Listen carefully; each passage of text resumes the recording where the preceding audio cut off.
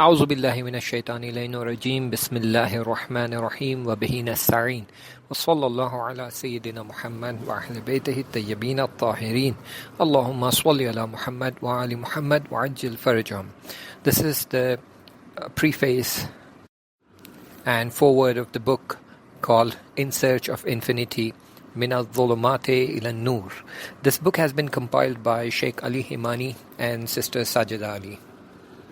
The book begins with a quote. The quote goes as follows: "The greatest achievement for any finite being is to attain infinity."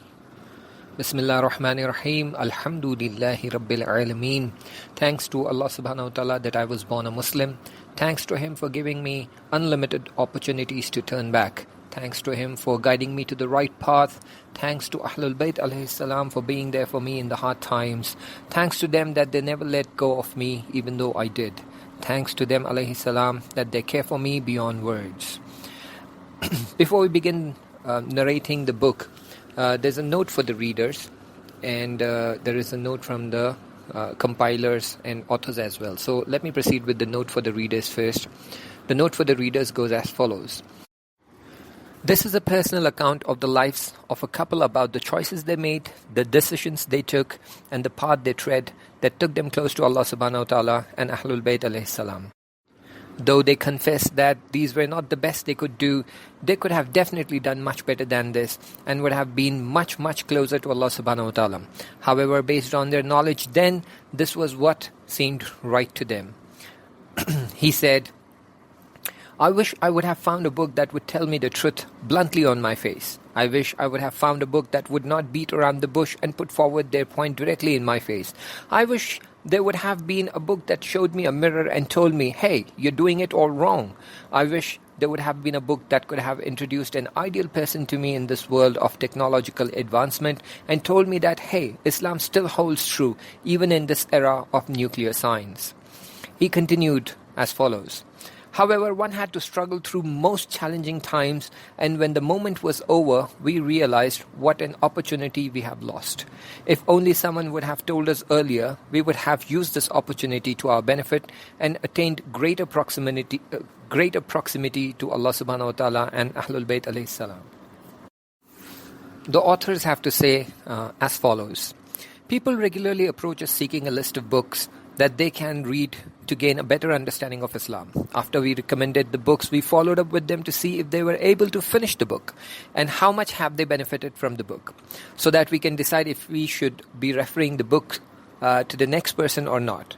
To our surprise, most of the people were not able to finish the book, even if it was a simple 100 to 150 pages book. Then we conducted a survey to find out how thick an Islamic book should be for people to read it. And the answer was not more than 75 pages. Most of the people responded that if the book is between 50 to 75 pages, we would read it, else we would just tuck it away. We got back to them and asked them, "Then how do you manage to read a 700-page Harry Potter?" They said, "Because it's simple and easy, not complicated and tiring like an Islamic book." Hence we decided that every book we would put together, we would try our best to keep it simple and easy to understand. We will try and make complex topics easy to understand and easy to digest. This book is one such effort to make things simple and easy to understand through an account of narration of personal experiences of the couple that took them from darkness to the light. It's an account of the transition from a dunya, that is of darkness, towards a dunya of light, a dunya of regrets to a dunya of opportunity. The couple has insisted that their identity be kept a secret, since they have done these deeds for the pleasure of Allah subhanahu wa ta'ala and not for riyakari or to please anyone. They would want to remain unknown. We hope you all benefit from these notes, and if you do, then remember us in your prayers wherever you can and whenever you can. We deliberately kept the language simple and down to earth and presented it as a first-person account so that you can spend more time digesting the content than comprehending it. We thank Allah subhanahu wa ta'ala that He's considered us worthy of such a task and gave us this opportunity to compile these notes. Alhamdulillahi Rabbil Alameen. The sole purpose of compiling these notes together is to bring to the attention of the Muslim Ummah that there are families who are patient during difficulties and have absolute faith in Allah subhanahu wa ta'ala. They remain steadfast even in the most challenging times. They are willing to sacrifice their comfort for the comfort of others. That their faith in Allah subhanahu wa ta'ala is so strong that they are willing to give away all their savings and all their backup to help a mu'min brother, because they know that the true razaq is Allah subhanahu wa ta'ala, and He is the one who gives sustenance and increase or reduce it. There are such Muslims and Muslimas who are willing to spare extra time from their busy schedule to do charity for mankind, irrespective of their religion or caste. There are those believers who, when faced with a choice of dunya or Islam, they choose Islam over dunya and attain success in dunya and akhirah. Of late, the Muslims are losing faith in Islam, and they are losing faith in AhlulBayt alayhi salam and Allah subhanahu wa ta'ala. We are hoping and sincerely praying that these notes revive their faith in Allah subhanahu wa ta'ala and Islam. Ameen ya Rabbal Alameen. Let's begin the book with chapter 1. The title of the chapter is The Grounds Were Ready. I guess I was 5 or 6 years old when my mother first told us about the creation of Hazrat Adam alayhi salam, how Allah subhanahu wa ta'ala created him. Then after, she used to read out the stories of prophets to us regularly. Nothing challenged that view for another 6 years. The view of creation was challenged by the theory of evolution for the first time when I was 12. Since then, my subconscious mind was being bombarded with ideas and thoughts that creation is a hoax, it's a lie, designed to keep you in check and to keep you under control. I was time and again told by the system that science is precise, mathematics is precise. You cannot question science. You can question God, but you cannot question science.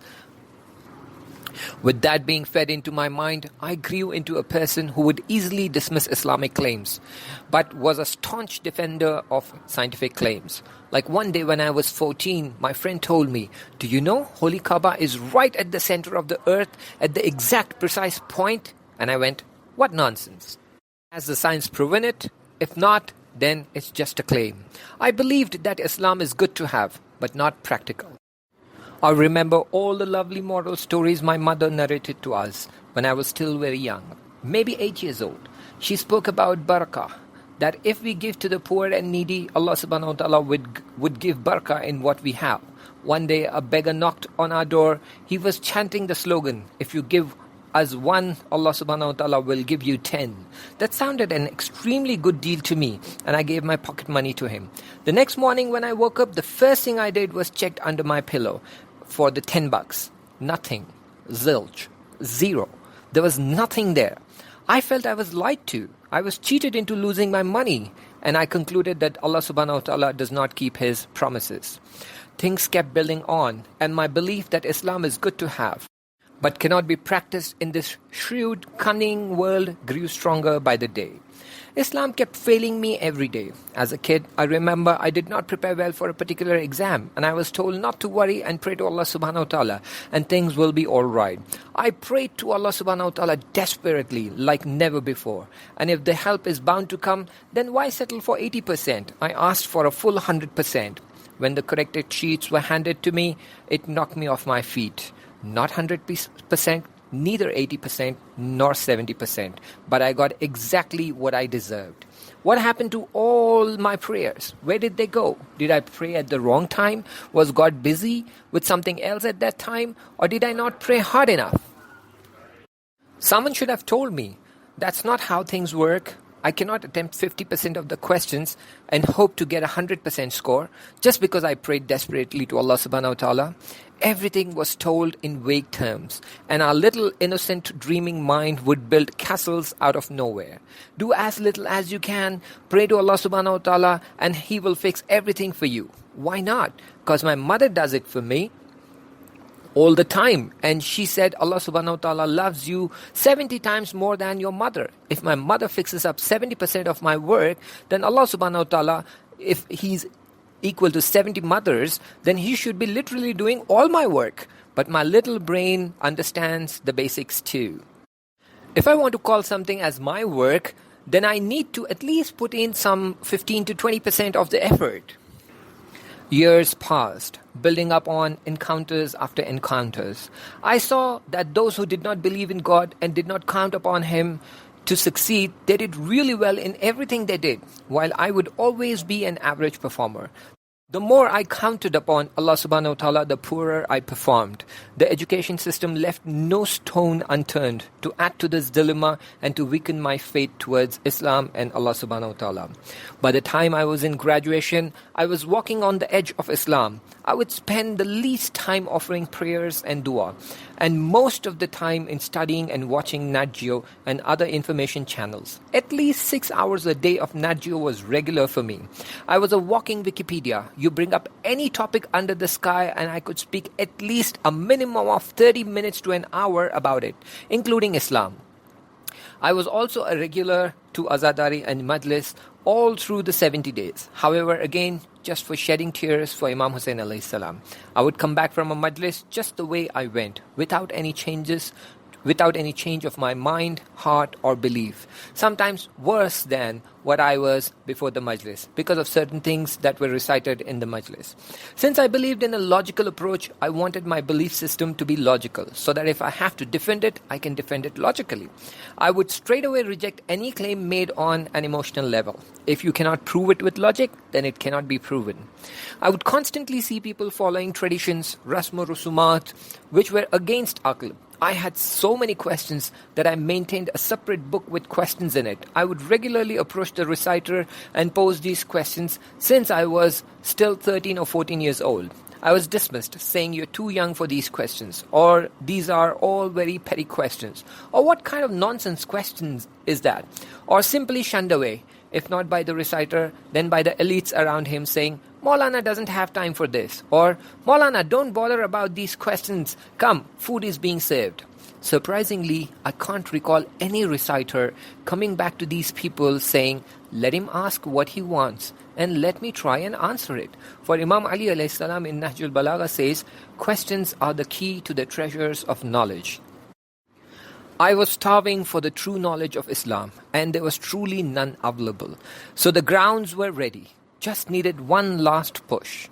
To add to this predicament, some of the reciters would recite such content that if I evaluate it now, it's way off the mark with Islam. It has nothing to do with Islam. If Islam is light, then that content is darkness. However, Alhamdulillah, I cannot thank Allah subhanahu wa ta'ala enough that even though my faith had weakened in Islam as a practical religion, neither Allah subhanahu wa ta'ala nor AhlulBayt alayhi salam left me by myself. They were always there for me to help me and guide me through a challenging and tough time. Not just then, but they have been for us all through the time. Let me add additional points here. It is not just evolution theory that doesn't coincide with the Islamic ideology, but a lot of theories of economics, political science, human rights, psychology, philosophy, and social sciences that do not coincide with the Islamic ideology, like monopolizing, manipulating public opinion, conducting psychological experiments like the Milgram's experiment or the Stanford prison experiment, so on and so forth. Hence, the things that influence a person's faith is not just the scientific theories like Big Bang theory, evolution theory, or the string theory, but every other theory which is against the innate nature that is fitrat of man. This brings the first chapter to an end. Inshallah, we'll continue in the next chapter. Until then, iltimas dua, Khuda Hafiz.